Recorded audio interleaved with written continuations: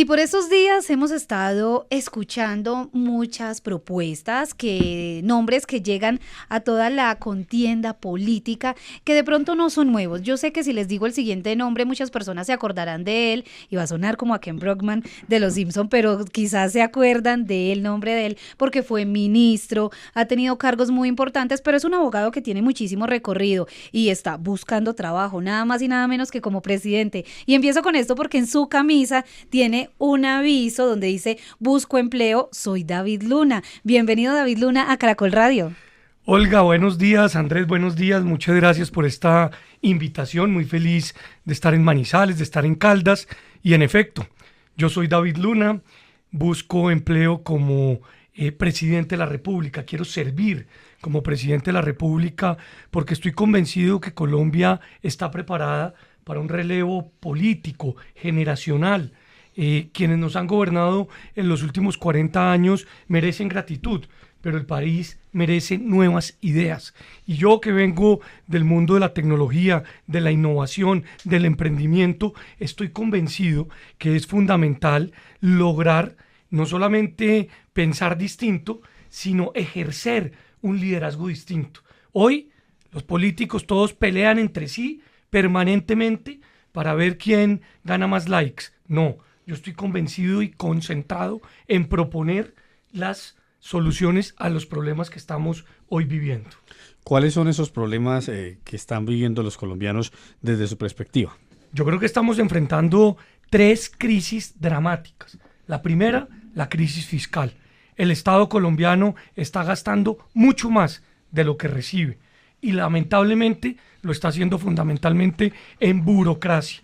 Por eso hay que apretarse el cinturón, hay que tener un Estado austero, pero sobre todo no hay que endeudarse más de lo que uno tiene la capacidad de pagar. Y hay que pensar no en más reformas tributarias, no en más impuestos, porque la gente no le alcanza literalmente para llenar la nevera. Hay que pensar en nuevas alternativas de economías distintas. Por ejemplo, la economía del entretenimiento, la gastronomía, el turismo, la agroindustria. 2, una crisis de orden público. Lamentablemente le amarraron las manos y los pies a nuestra fuerza pública y a nuestra policía.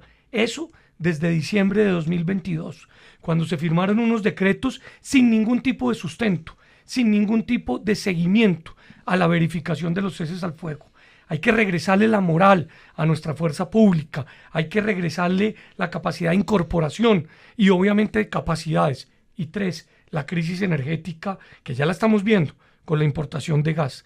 Esto son lo que estamos enfrentando, pero ¿qué queremos hacer de nuevo? Es lo importante. Y ahí la tecnología va a ser fundamental para ese proceso, Olga. David, usted en este momento en temas políticos, ¿cómo está? Sabemos que renunció al Congreso de la República buscando, por supuesto, no tener inhabilidades, pero también dedicarse a esta búsqueda del primer cargo para los colombianos. Pero también, ¿cómo está en temas políticos? ¿Con quién empieza a caminar y hacer este recorrido o esta carrera? Y mejor dicho, para ser más directos, ¿qué partidos lo están apoyando o cómo va esa consecución de apoyos? Porque esto no es de una persona solita de llegar. Sabemos que Colombia tiene mucho que ver con el tema de la fuerza que se les une para en temas políticos apoyarlos y que lleguen a ser el presidente. Efectivamente, yo renuncié el pasado 27 de enero al Congreso, al Senado y al partido que me inscribió como candidato al Senado. ¿Por qué lo hice? Porque yo sí creo que Colombia está buscando una renovación política generacional, pero adicionalmente porque la gente quiere candidaturas que piensen en resolver los problemas de los ciudadanos y no en controvertir, no en pelear, no en discutir. Y por eso yo le digo que es reiterativo la necesidad de ver cómo ejercer nuevos liderazgos, de cómo tocar a la ciudadanía, de cómo oírla, de cómo lograr diferenciar cuál es el problema que tiene el ciudadano a pie y cuál es la dificultad que se tiene para resolverlo. En ese sentido, vamos a inscribir un movimiento ciudadano por firmas que se llamará Sí hay un camino, porque yo creo que sí hay un camino para algo tan importante como lograr que entendamos que es posible recuperar la esperanza, la moral, la economía, algo tan importante como el orden público. Y en ese sentido, yo sí creo que es importante hablar de liderazgos frescos, mientras que confrontan todos en estos momentos en sencillas discusiones políticas, pues siguen habiendo problemas sin resolver. El Catatumbo, el Cauca, Arauca, los créditos de los estudiantes, los subsidios de los adultos mayores, la calidad de la educación, la necesidad de pagarle mejor a los maestros, todo ese tipo de temas pasan desapercibidos. Y ni que hablar de los regionales, porque acá evidentemente hay unos compromisos fundamentales que el Estado, lastimosamente, por estar pensando en otras cosas, no está cumpliendo. Algunos analistas de las encuestas dicen que la elección va a estar entre izquierda y derecha. ¿Usted cree que eso es cierto o puede haber una posibilidad para otros candidatos? Mire, yo más que en un partido político milito en el sentido común, en la sensatez. Yo sí creo que es, Andrés, muy importante entender que para resolver los problemas de los colombianos no se necesita seguir confrontando, seguir polarizando. Se necesita algo tan importante como proponer, pero adicionalmente como entender que del disenso se puede construir consenso. David Luna es un tipo que comenzó su carrera política hace 27 años. Nunca he tenido un escándalo de corrupción, una sanción. Sí he tenido experiencia. Por eso yo no pretendo posar ni de outsider ni de alternativo. Yo soy un tipo que tiene clarísimo que escogió el camino más difícil, el de reivindicar la política sana, decente, honesta. Y en ese sentido, pues yo sí creo que Colombia va a buscar sensatez y sentido común, más que un extremo político que pues nos lleva durante tanto tiempo gobernando. Sabemos que su experiencia y en su experiencia tiene que fue alto consejero presidencial para las regiones y eso es muy importante principalmente para estos departamentos que si bien el país o el gobierno en los últimos años ha sido muy centralizado, muy desde Bogotá, pero en estas regiones, ¿qué ha pasado? Se han cansado de ir a tocar las puertas. Tenemos casos como municipios de Supía que con una emergencia latente tocó las puertas de la unidad de gestión del riesgo, nadie las abrió, es más, los dejaron esperando, pero este es un pequeño ejemplo de muchos de los alcaldes de municipios muy pequeños que tienen que gastar sus recursos en pagar un tiquete de avión para no ser escuchados, para pedir ayudas. En este tipo de situaciones, ¿cómo usted ve la situación de estos departamentos donde a duras penas tienen para poder mover con maquinaria amarilla un deslizamiento de tierra que se genera, pero no para otros temas de más fondo y temas que en verdad requieren? ¿Cómo ha sido ese trabajo? ¿Cómo conoce usted a estas regiones y qué haría frente a esas situaciones? Se lo va a contestar un cachaco, un rolo. Ajá. Yo creo que hay que desbogotanizar Colombia. En efecto, los departamentos y los municipios requieren no solamente de su autonomía, sino del respeto por su idiosincrasia. Colombia no puede seguir solucionando los temas todos desde Bogotá.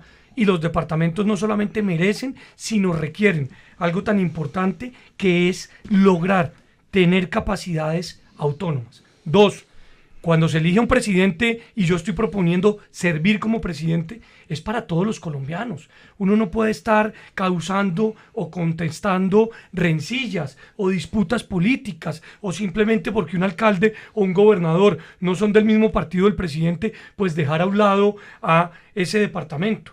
Lo que pasa en Supía, pero lo que pasa con Autopistas del Café, pero lo que pasa con el aeropuerto, por supuesto, de este departamento, que es un sueño que se deberá cumplir. Si este gobierno lo pone a consideración, yo me comprometeré a continuarlo y a terminarlo, pues son fundamentales que se debe de alguna u otra manera lograr resolver. Yo creo que este país tiene necesariamente que apostarle, uno, a proponer, más que a seguir polarizando. 2, a inspirar, porque es fundamental inspirar para saber que podemos recuperar la esperanza. Y 3, a algo muy, pero muy importante, a lograr con la razón y con el sentido común, lograr volver a ser una única nación. Acá no podemos seguir dividiendo el país políticamente para generar réditos personales. Ayer se conocieron las 12 preguntas de la consulta popular de lo que es la reforma laboral. ¿Cuál es su opinión al respecto? Mucha gente pues se respaldaría el tema, pero digamos que también hay otros analistas que dicen que no hay un sustento económico para poderla respaldar. ¿Cuál es su opinión? Mira, acá hay que hacer mucha pedagogía, Andrés. Yo tengo absolutamente claro que los colombianos no son brutos, ni son bobos. Los colombianos no se dejan meter los dedos en la boca.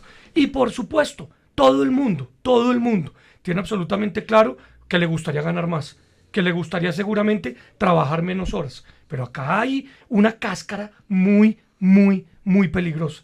Y es que una consulta popular no tiene la capacidad jurídica y legal de cambiar normas. Para eso están los referendos. Entonces, esto se volvió simplemente en una pugna política. Y yo insisto, los colombianos no nos dejamos meter los dedos en la boca. Acá somos mucho más inteligentes de lo que algunos creen, y particularmente quienes están confrontando en la política. Mire usted, por un lado, quienes representan la izquierda dicen esas son las soluciones, y por otro lado, los que representan la derecha dicen no, esas no son las soluciones. ¿Cuáles son las soluciones? Meterle sentido común a esto. ¿Y sabe cuál es el verdadero problema? La inteligencia artificial, que va a destruir 90 millones de empleos, y nadie está hablando de eso. No hay una sola pregunta sobre ese tema en la consulta, y esos son los temas que yo quiero poner a consideración. Ahí es donde yo tengo esta experiencia: cómo reentrenar trabajadores, cómo recapacitar, cómo lograr abrir nuevas oportunidades en ciberseguridad, en programación, en inteligencia artificial. Ahí es donde está el tema. Estas no son discusiones meramente políticas, son discusiones inteligentes, y por eso aplico o acudo a esa razón. Usted como senador tuvo la oportunidad de ver desfilar por estas instituciones, por estas entidades, diferentes reformas fracasadas que cayeron allí una y mil veces, pero ¿qué es lo que ha pasado dentro de esa relación gobierno-senado y cómo usted mira que tienen que salir a hacer una consulta popular para tratar de tener de pronto la aprobación de los ciudadanos cuando no la lograron con los representantes de los ciudadanos, que serían los congresistas que fueron elegidos incluso para eso allí en estas altas dimensiones de pronto pues del gobierno o de la política? Olga, yo no renuncio a la pedagogía. Los colombianos, si se les explican las cosas, las entienden y evalúan rápidamente quién tiene la razón y quién actúa de verdad de corazón. Hoy en día estamos enfrentando una consulta simplemente porque se quiere adelantar la campaña presidencial, porque se quiere lograr que quien hoy gobierna mantenga el poder. Y yo creo que no pueden jugar con las ilusiones, con las necesidades y con las dificultades de los ciudadanos. Claro que hay que apostarle a mejor remuneración, por ejemplo en dominicales y en festivos y en horas extras, pero para hacer eso usted necesita o una ley o un referendo, no una consulta. ¿Y por qué la consulta? Porque quieren repetir el famoso evento de la consulta anticorrupción. Recuerden ustedes, donde se gastaron más de 400.000 millones, votaron más de 10 millones de colombianos, y ninguna de esas herramientas se puso en práctica. Entonces lo que yo quiero decir es, hombre, tramiten las cosas como son. Cuando el presidente Petro solicitó que le aprobaran su plan de desarrollo, yo, que ejercía la oposición, voté a favor porque me pareció sensato. Pero cuando tramitó una reforma tributaria, yo, que en ese momento ejercía la oposición, dije no, porque los colombianos no aguantan un impuesto más, no tienen plata literalmente para llenar su nevera. Usted tiene experiencia porque fue ministro de Tecnologías, y en este momento hay un debate sobre el tema del espectro y la utilización de lo que tiene que ver con las alocuciones y lo que el presidente está realizando con los consejos de ministros. ¿Tiene el poder, si bien el espectro es del Estado, tiene el poder el presidente para realizarlo cuando quiera? ¿O hay limitaciones, usted que estuvo en el sector? No tiene el poder para realizarlo cuando quiera, tiene una ley que señala cuáles son las condiciones para hacerlo. Las alocuciones presidenciales están reglamentadas en la ley, más no la transmisión de otro tipo de herramientas. Entonces, lo que la ley señala con claridad es: los canales institucionales pueden ser utilizados permanentemente, mas no entrelazar los institucionales con los canales que tienen concesiones del Estado en caso de la televisión privada. Y en ese sentido, pues acá lo que está pasando es que se está abusando, pero lo más complicado es que se está incumpliendo un fallo del Consejo de Estado.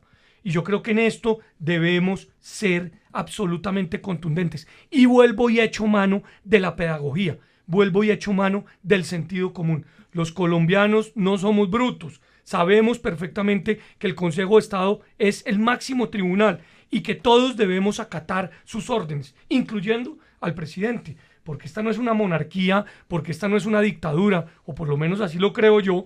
Esta es una democracia donde el presidente tiene frenos y tiene controles.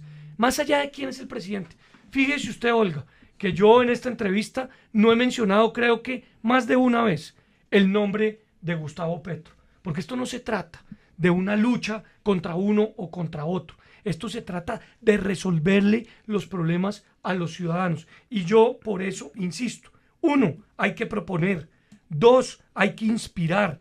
3, hay que tener absolutamente claro que la sensatez y el sentido común son fundamentales. Y nunca renunciar a la pedagogía.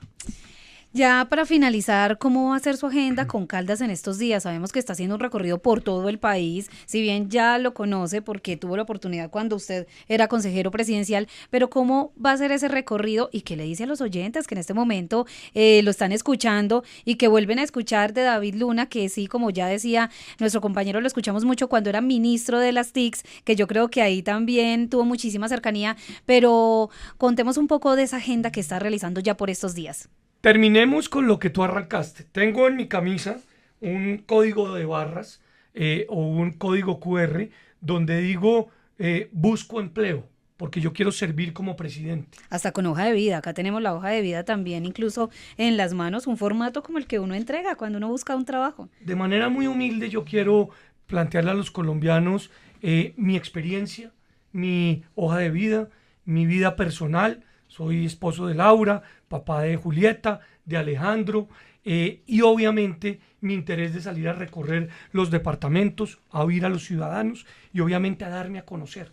Yo tengo un reto muy grande, que es seguir aumentando el reconocimiento.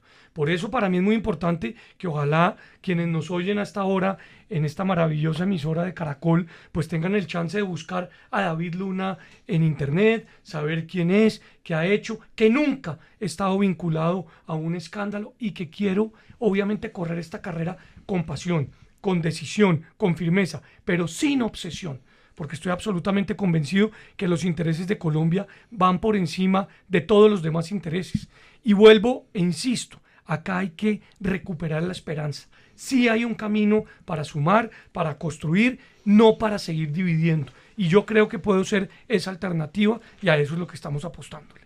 Por supuesto, ya lo escucharon entonces, David Luna, que llega a los micrófonos de Caracol Radio y que está haciendo entonces ese recorrido, buscando llegar al cargo más importante de Colombia y ya estamos en año electoral y es por supuesto que ya empezamos a abrirle el espacio a las personas que quieren poner su nombre a disposición de los colombianos para que elijan al próximo presidente. Muchas gracias por acompañarnos. No, muchas gracias a ti, Andrés, a todo el equipo de Caracol. Un placer estar con ustedes en la mañana de hoy.